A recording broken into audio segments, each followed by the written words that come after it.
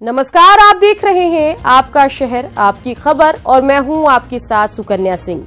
बिहार की सियासत में खीर से खलबली मची है। उपेंद्र कुशवाहा के नए सियासी डिश ने एनडीए का जायका बिगाड़ दिया है। बीजेपी एलजेपी के नेता जहां एकजुटता की बातें कह रहे हैं, वहीं आरजेडी इशारों में कुशवाहा को निमंत्रण दे रहा है। कुशवाहा की खीर ने बिगाड़ा सियासी जायका। आरएलएसपी अध्यक्ष के बयान से सख्ते में एनडीए नेता। तेजस्वी की ट्वीट ने डाली खीर में मिठास। शनिवार को बीपी मंडल के जन्म शताब्दी समारोह में आरएलएसपी अध्यक्ष उपेंद्र कुशवाहा ने जिस खीर की बात छेड़ी, उसने बिहार की सियासत, खासकर एनडीए के जायके को बिगाड़ दिया है। बीजेपी और एलजेपी के नेता संभलकर बयान दे रहे हैं और एकजुटता की मिसाल पेश कर रहे हैं, लेकिन पहले आपको कुशवाहा के सियासी खीर वाला वो बयान सुनाते हैं। यदुवंशियों का दूध और कुशवंशियों का चावल मिल जाए तो खीर बनने में कहाँ दिक्कत है। लेकिन इसमें सिर्फ दूध और चावल से ही काम नहीं चलने वाला, इसमें पंचमेवा की भी जरूरत पड़ती है, जिसमें अति पिछड़ा समाज के लोग, छोटी छोटी संख्या वाली जात के लोग, शोषित पीड़ित दबे कुचले, उनका पंचमेवा भी आवश्यक है और उसमें चीनी की भी जरूरत पड़ेगी। तो पंडित शंकर जी के घर से थोड़ी चीनी भी हम लोग ले आएंगे। कुशवाहा की खीर का एनडीए के नेता बखूबी मतलब समझते हैं, शायद इसीलिए कोई बयान का अर्थ समझा रहा है तो कोई एकजुट होकर जीत का दावा कर रहा है। उपेंद्र कुशवाहा जी क्या कहते हैं कि अगला प्रधानमंत्री 2019 में हमको नरेंद्र मोदी जी को बनाना है, तो फिर उनका संकल्प तो यह है। तो उस संकल्प में बीच में कौन सी बातें कही जा रही है, उसका अलग अलग अर्थ निकाल लेना तो मुनासिब नहीं होगा। नहीं, हमको बिहार में जो है, जो चारों घटक हैं, भारतीय जनता पार्टी है, जनता दल यू है, आरएलएसपी उपेंद्र कुशवाहा जी की पार्टी है, लोक जनशक्ति पार्टी हम लोगों की है, चारों दल हैं, चारों मिलकर के क्या कहते हैं कि एनडीए है और चारों एनडीए एक साथ मिलकर के क्या कहते हैं कि चुनाव लड़ेंगे। वो चलते रहता है, संदर्भ किस संदर्भ में कोई बात करते हैं नहीं करते हैं, लेकिन एनडीए 40 में 40 सीट जो है लोकसभा का जीतेगी। आरजेडी की नजर भी पक रही सियासी खीर पर पड़ी तो तेजस्वी ने अपनी ट्वीट से उसमें और मिठास घोल दी। इशारा कुशवाहा को दिया और खीर की पौष्टिकता को सियासी फायदे के लिए बेहद स्वास्थ्यवर्धक बता डाला।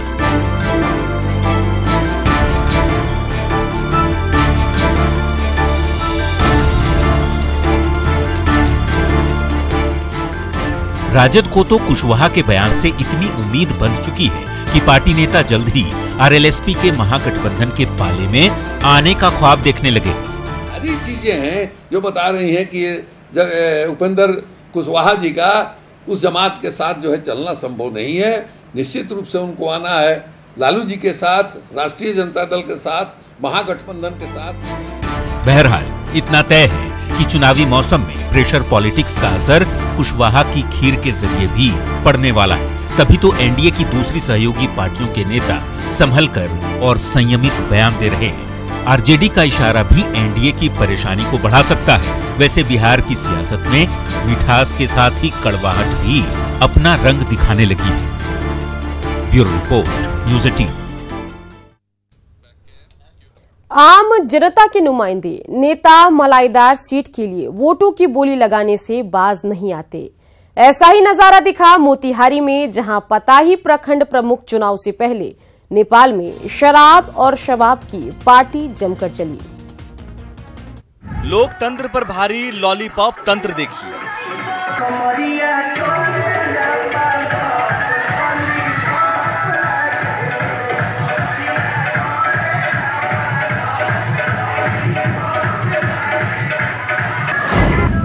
कमरिया के इशारे पर नाचते वोट को देखिए।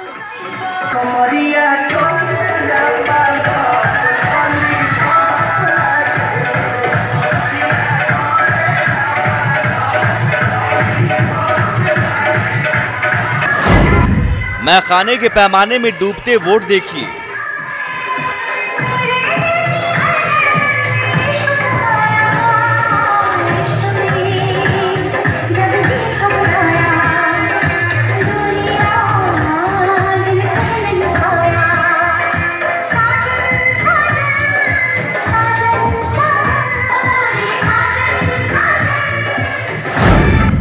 ठुमके पर वोटों की बोली लगते देखिए।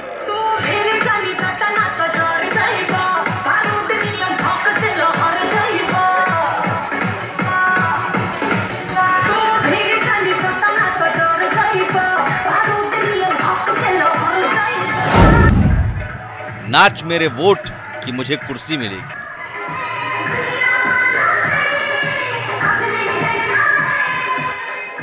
एक हाथ में शराब और दूसरे हाथ से शबाब को थामे ये वो नेता हैं जिन्हें लोकतंत्र में जनता वोट देकर जिताती है, लेकिन फिर उसी वोट की बोली बियर और बारबालाओं के सहारे कैसे लगती है, इसकी बानगी है ये तस्वीर। बिहार में नीतीश जी ने मैखाने की महफिल सजने पर रोक लगा दिया तो क्या हुआ, बगल में नेपाल तो है महफिल सजाने के लिए। सो सज गई नेपाल में वोटों की बोली लगाने वाली महफिल, और लॉलीपॉप और लपालप कमरिया के इशारे पर शुरू हो गया पैमाने में डूबे वोटों का नाच। नाच मेरे वोट की मुझे कुर्सी मिली।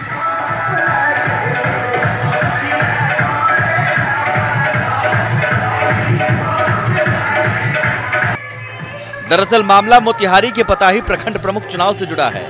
वीडियो में हरे रंग का कुर्ता पहने अधेड़ उम्र के ये हैं बलदेव पासवान, जिनके सौजन्य से ये महफिल सजाई गई है ताकि इन्हें प्रखंड प्रमुख की कुर्सी मिल सके। दरअसल पूरा मामला पताही प्रखंड प्रमुख की कुर्सी का है। 14 जुलाई को प्रखंड प्रमुख अमीरी बैठा पर अविश्वास प्रस्ताव लगाते हुए 11 पंचायत समिति सदस्यों ने आवेदन दिया, जिसके बाद 6 अगस्त को अविश्वास प्रस्ताव पर हुए मतदान में अमीरी बैठा हार गए और फिर 27 अगस्त को प्रखंड प्रमुख के चुनाव के लिए तारीख तय की गई। कुर्सी हासिल करने के लिए चुनाव तक पंचायत समिति सदस्यों के वोट को अपने पक्ष में रखना जरूरी था। सो प्रखंड प्रमुख के दावेदार बलदेव पासवान ने नेपाल में सजा दी वोटों की बोली लगने वाली महफिल, और फिर बियर और बारबालाओं के इशारे पर नाचने लगे वोट।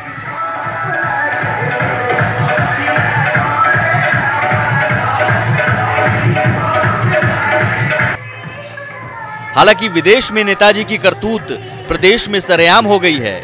देखना है कि क्या जिला प्रशासन इस करतूत के सामने आने के बाद चुनाव पर रोक लगाता है। सवाल यह भी कि वोटों की बोली लगाने के लिए शराब और शबाब की पार्टी करने वाले ऐसे जनप्रतिनिधियों पर क्या कार्रवाई होती है।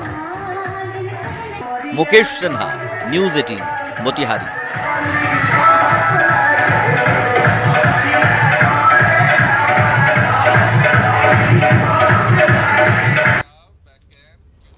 कर्नाटक में एक बार फिर सियासी नाटक का दौर शुरू हो चुका है। सिद्धारमैया के बाद अब कुमारस्वामी ने भी जल्द नए सीएम की शपथ ग्रहण की आशंका जताई है।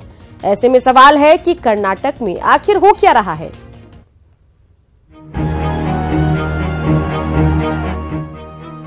नहीं जा रहा सिद्धारमैया के सीएम पद का मोह। सीएम पद छोड़ने को तैयार नहीं कुमारस्वामी। कांग्रेस जेडीएस गठबंधन में all is not well. Karnataka में ये क्या हो रहा है? सवाल लाजमी है, क्योंकि कर्नाटक में सरकार बने अभी बमुश्किल 3 महीने बीते हैं, लेकिन इतने ही दिन में 33 मुश्किलें सिर उठा चुकी हैं। कई बार असहमति का बोल गूंज चुका है। और अब सुनिए कर्नाटक की सियासत में क्या नया शिगुफा चल रहा है। कोई है जो मुख्यमंत्री बनने को तैयार है और बीजेपी कह रही है कि 3 सितंबर को नया मुख्यमंत्री शपथ लेगा। शिगुफा इसलिए क्योंकि मीडिया के कांधे पर बंदूक रखकर कुमारस्वामी ने यह निशाना साधा है। लाजमी है उनके निशाने पर पूर्व मुख्यमंत्री सिद्धारमैया ही हैं, क्योंकि सिद्धारमैया ने चंद रोज पहले ही एक बार फिर अपने सीएम बनने के सपने को जग जाहिर किया था। सुनिए कुमारस्वामी ने उस पर क्या तंज कसा। मुझे पता है मेरी सरकार गिराने के लिए कोशिशें चल रही हैं, हालांकि मैं अपनी कुर्सी बचाने से ज्यादा अच्छा काम करने पर जोर दूंगा। कुमारस्वामी के इस ऐलान के बाद से ही कांग्रेस पार्टी और सिद्धारमैया दोनों बैकफुट पर है। सिद्धारमैया ने अपनी सफाई में कहा, मेरा मतलब था कि अगर अगले विधानसभा चुनाव में लोग मुझे वोट देंगे तो मैं फिर सीएम बनूंगा। तो वहीं सुनिए कांग्रेस की तरफ से इस मामले को लेकर क्या सफाई दी गई है। व्यक्तिगत रूप से किसी की कोई राय हो सकती है, लेकिन कांग्रेस का आज का फैसला है कि कांग्रेस कुमारस्वामी जी के मुख्यमंत्रित्व में उनको सहयोग देके सांप्रदायिक शक्तियों को कर्नाटक पे कब्जा करने से रोके रखेगी। सच्चाई यही है कांग्रेस मजबूर है। सिद्धरमैया के लाख चाहने के बाद भी लोकसभा चुनाव से पहले पार्टी कुमारस्वामी की सरकार को नहीं छेड़ सकती, क्योंकि कर्नाटक में बहुमत के लिए 113 विधायक जरूरी है और बीजेपी के पास 104 विधायक हैं। अगर सूबे की सत्ता डगमगाई तो फिर बीजेपी को गद्दी तक पहुंचने से रोकना मुश्किल हो जाएगा। Bureau report, news 18 network. क्या समाजवादी पार्टी में एक बार फिर बगावत की चिंगारी भड़कने वाली है? सवाल इसलिए क्योंकि एक तरफ चाचा शिवपाल ने अपनी चुप्पी तोड़ी तो दूसरी तरफ अमर अंकल भी आक्रामक हो गए हैं।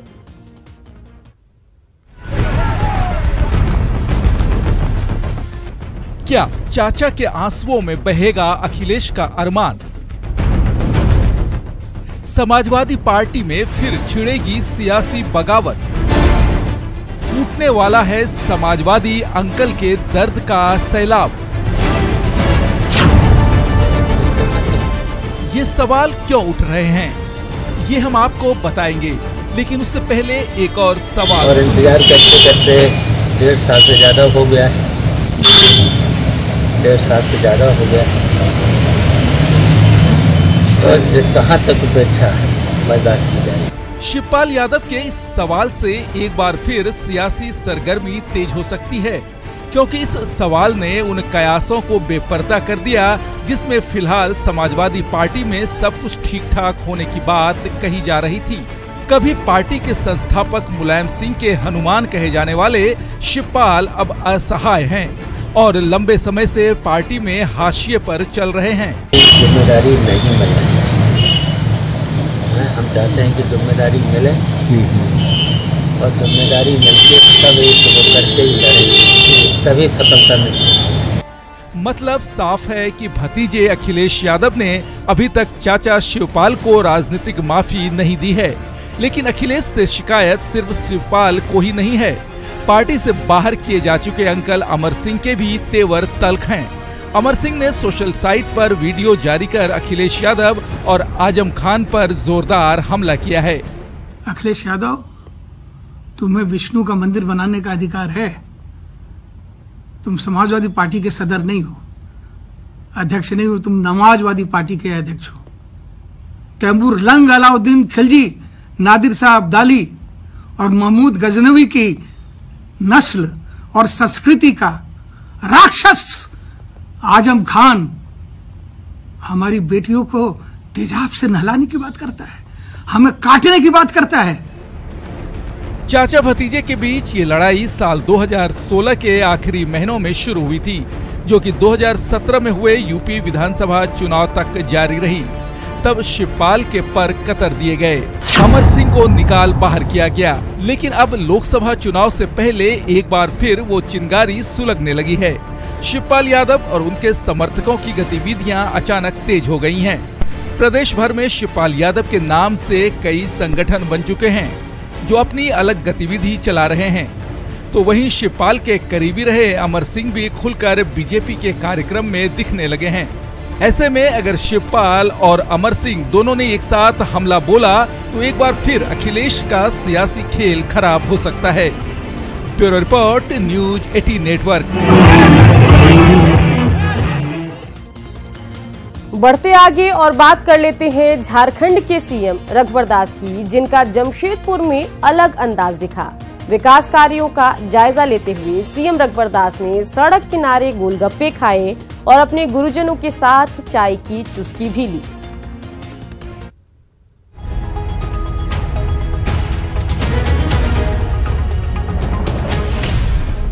पुराने रंग में रघुवर दास, सीएम ने सड़क किनारे खाए गोलगप्पे, गुरुजी के साथ ली चाय की चुस्की। इन दो तस्वीरों को देखिए, किसी सीएम को इस तरह शायद ही आपने देखा होगा। जमशेदपुर दौरे पर पहुंचे मुख्यमंत्री रघुवर दास ने अपनी पुरानी यादें ताजा की। साक्षी बाजार में चल रहे मरीन ड्राइव के विकास कार्यों का जायजा लेने निकले सीएम रघुवर दास ने आम लोगों के साथ गोलगप्पे का मजा लिया। विकास कार्यों का जायजा लेते लेते मुख्यमंत्री रघुवर दास जीवलाल साहू के गोलगप्पे की दुकान पर पहुंच गए और अपने कुछ साथियों के साथ सड़क किनारे ही आम लोगों की तरह गोलगप्पे खाने लगे।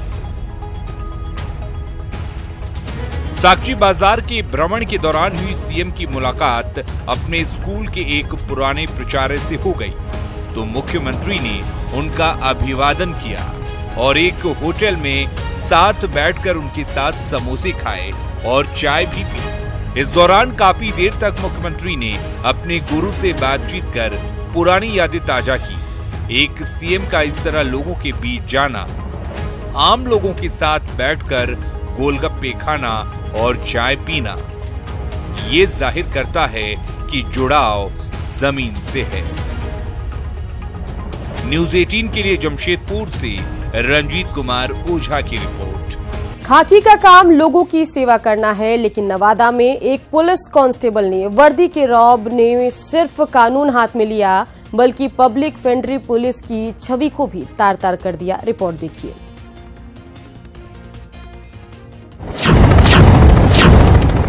यही वो हेलीकॉप्टर है जो भारतीय नौसेना के बेड़े में शामिल होने वाले हैं। रक्षा मंत्रालय की डिफेंस काउंसिल ने आर्मी और नौसेना को 46,000 करोड़ रुपए से कैसे ताकतवर बनाया, ये बताएंगे। नौसेना में शामिल 111 यूटिलिटी हेलीकॉप्टर और 24 मल्टी रोल हेलीकॉप्टर के बारे में जानेंगे, जिसके लिए 21,000 करोड़ रुपए खर्च किए जाएंगे। नौसेना को मिलने वाले यूटिलिटी हेलीकॉप्टर 2 इंजन वाले होंगे। यूटिलिटी हेलीकॉप्टर जंगी जहाज की डेक से भी उड़ान भर सकते हैं। ये हेलीकॉप्टर नौसेना में पहले से शामिल सिंगल इंजन चेतक की जगह लेंगे। आधुनिक सेंसर से लैस इन हेलीकॉप्टर्स का इस्तेमाल वॉर मिशन के अलावा सर्चिंग और रेस्क्यू ऑपरेशन के लिए भी होगा। पनडुब्बी के खिलाफ इस्तेमाल होने वाली हेलीकॉप्टर जंगी बेड़े के लिए अहम होते हैं। ये हेलीकॉप्टर सामरिक सहयोग मॉडल के तहत खरीदे जाएंगे, जिसमें स्वदेशी प्राइवेट कंपनियां विदेशी कंपनियों के साथ साझेदारी कर मेक इन इंडिया के तहत भारत में ही प्रोजेक्ट पूरा करेंगे। और 24 मल्टी रोल हेलीकॉप्टर को गवर्नमेंट टू गवर्नमेंट रूट से अमेरिकी कंपनी लॉकहीड मार्टिन से खरीदा जाएगा। नौसेना को हेलीकॉप्टर के साथ ही दुश्मन की मिसाइलों को हवा में मार गिराने वाले 14 शॉर्ट रेंज मिसाइल सिस्टम मिलेंगे। रक्षा मंत्रालय ने नौसेना के साथ साथ आर्मी को भी मजबूत बनाया है। आर्मी को करीब 3,500 करोड़ रुपए की लागत से 150 आर्टिलरी गन्स मिलने वाले हैं। इन गनों की डिजाइन डीआरडीओ ने तैयार की है। रक्षा मंत्री निर्मला सीतारमण की अध्यक्षता में रक्षा मंत्रालय की डिफेंस काउंसिल की बैठक हुई, जिसमें नौसेना और सेना के लिए 46,000 करोड़ रुपए बजट की मंजूरी दी गई। नौसेना 2011 से नए हेलीकॉप्टर्स की मांग कर रही थी, जिस पर रक्षा मंत्रालय ने भारतीय हथियार कंपनियों को प्रमोट करने के लिए एसपी मॉडल तैयार किया था, जिसमें विदेशी कंपनियों के सहयोग से प्रोजेक्ट पूरा करने की बात थी। Bureau report, news 18 network. तो अभी हमने रिपोर्ट के जरिए आपको दिखाया कि कैसे भारतीय नौसेना और आर्मी की ताकत अब बढ़ने वाली है। बढ़ते आगे रुख करेंगे अगली खबर का। अगली खबर की अगर हम बात करें तो झारखंड के सबसे बड़े अस्पताल रिम्स की बदहाली और लापरवाही आए दिन सुर्खियां बनती है।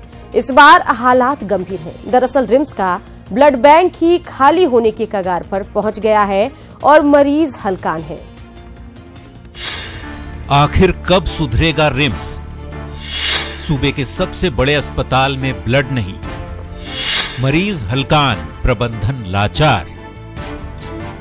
सूबे के सबसे बड़े अस्पताल रिम्स का मॉडल ब्लड बैंक दिवालिया होने की कगार पर पहुंच चुका है। हम ऐसा इसलिए कह रहे हैं क्योंकि यहां बी पॉजिटिव ब्लड ग्रुप को छोड़कर बाकी ग्रुप का ब्लड है ही नहीं। सुनिए अस्पताल का लैब टेक्नीशियन कैसी लाचारगी का रोना रो रहा है। स्टॉक अभी ए बी और ओ का नहीं है। Negative positive? हाँ पॉजिटिव। नेगेटिव में? नेगेटिव में भी नेगेटिव का भी स्टॉक नहीं है। दरअसल रिम्स में ब्लड नहीं होने की वजह से मरीज के परिजन घंटों इंतजार के बाद बैरंग लौटने को मजबूर हैं। निजी ब्लड बैंक से महंगे ब्लड खरीदने को भी लोग मजबूर हैं। सर्जरी, एनीमिया और ऑपरेशन के मरीजों को इससे सबसे ज्यादा परेशानी हो रही है और अब रक्तदान शिविरों पर ही रिम्स प्रबंधन को उम्मीद है, क्योंकि ब्लड की डिमांड ज्यादा होने से परेशानी बढ़ चुकी है। ब्लैक से लेना होगा और क्या करेंगे? ब्लैक से कहाँ मिलता है? एक बोतल जब मेडिका से लाए वहाँ कितना पैसा लगा? ब्लड डोनेट करने के बाद 1785 रुपये। ये पहली बार नहीं है जब रिम्स का ब्लड बैंक दिवालिया होने की कगार पर पहुंच गया है। राज्य के सबसे बड़े अस्पताल में खून की कमी ना हो, इसके लिए ठोस पहल करने की जरूरत है। साथ ही ब्लड डोनेशन के लिए लोगों में जागरूकता फैलाने की भी दरकार है, ताकि 2 बूंद जिंदगी से किसी की जान बचाई जा सके। कैमरामैन प्रदीप के साथ उपेंद्र कुमार, न्यूज़ 18 रांची। रक्षाबंधन के दिन को बिहार सरकार ने वृक्ष रक्षा दिवस के रूप में मनाया। बिहार के मुख्यमंत्री हर साल पाटली वृक्ष को रक्षा बांधते हैं। इस दौरान वृक्ष रक्षा से संबंधित हरियाली नाम का मोबाइल ऐप भी लॉन्च किया गया। भाई और बहन के प्रेम के पावन पर्व रक्षाबंधन के दिन बिहार में वृक्ष रक्षा दिवस मनाया गया। इस मौके पर बिहार के सीएम नीतीश कुमार और डिप्टी सीएम सुशील मोदी ने राजधानी वाटिका में पाटली पेड़ को रक्षा सूत्र बांधा। ये वही पेड़ है जिसे 2012 में सीएम नीतीश ने रक्षाबंधन के दिन एक पौधे के रूप में लगाया था, जो आज विकसित होकर 20 फीट का पेड़ बन चुका है। इस मौके पर सीएम ने लोगों से पेड़ की रक्षा का संकल्प लेने की अपील की। आज का दिन जो है वृक्ष रक्षा दिवस, रक्षाबंधन के दिन हम लोगों ने नई परंपरा की शुरुआत की है कि वृक्ष को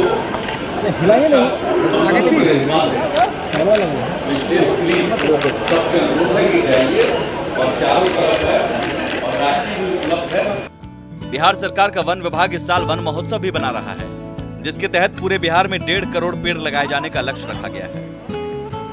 अगर आपको मालूम है कि इस साल 1 अगस्त से लेकर 10 अगस्त के बीच में वन महोत्सव मनाया गया था, जिसमें 1 करोड़ पौधे वन विभाग के द्वारा और करीब 50 लाख पौधे ग्रामीण विकास विभाग के द्वारा लगाए जाने का लक्ष्य निर्धारित किया गया था।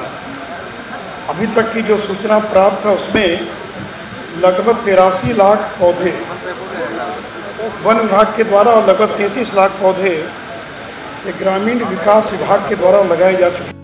वृक्ष रक्षा दिवस के मौके पर नीतीश सरकार के मंत्रियों के साथ साथ छात्र छात्राओं ने भी पेड़ों को राखी बांधकर उनकी रक्षा का संकल्प लिया।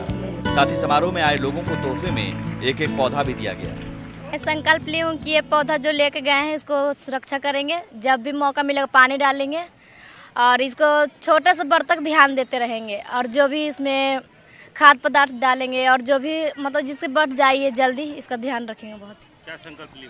इससे हम यह संकल्प लें कि इस पौधे को लगाएंगे, इसको बड़ा होते तक इसको देखेंगे कि यह कितना हो सकता है। वृक्ष रक्षा दिवस के मौके पर हरियाली नाम से एक मोबाइल ऐप भी लॉन्च किया गया, जिसमें पौधा लगाने और उसकी रक्षा की जानकारी ले सकते हैं, बल्कि अपनी जानकारी साझा भी कर सकते हैं। पौधा लगाकर उससे संबंधित सेल्फी डाल सकते हैं। वन विभाग ऐसे वृक्ष रक्षकों को पुरस्कृत करेगा। रुपेश कुमार, न्यूज़ 18 पटना। और इसी के साथ इस बुलेटिन में इतना ही। बिहार झारखंड की बाकी खबरों को देखने के लिए आप हमारी वेबसाइट पर लॉगिन कर सकते हैं। बिहार की खबरों के लिए लॉगिन करें news18bihar.com पर, और झारखंड की बाकी खबरों को जानने के लिए लॉगिन करें news18jharkhand.com पर।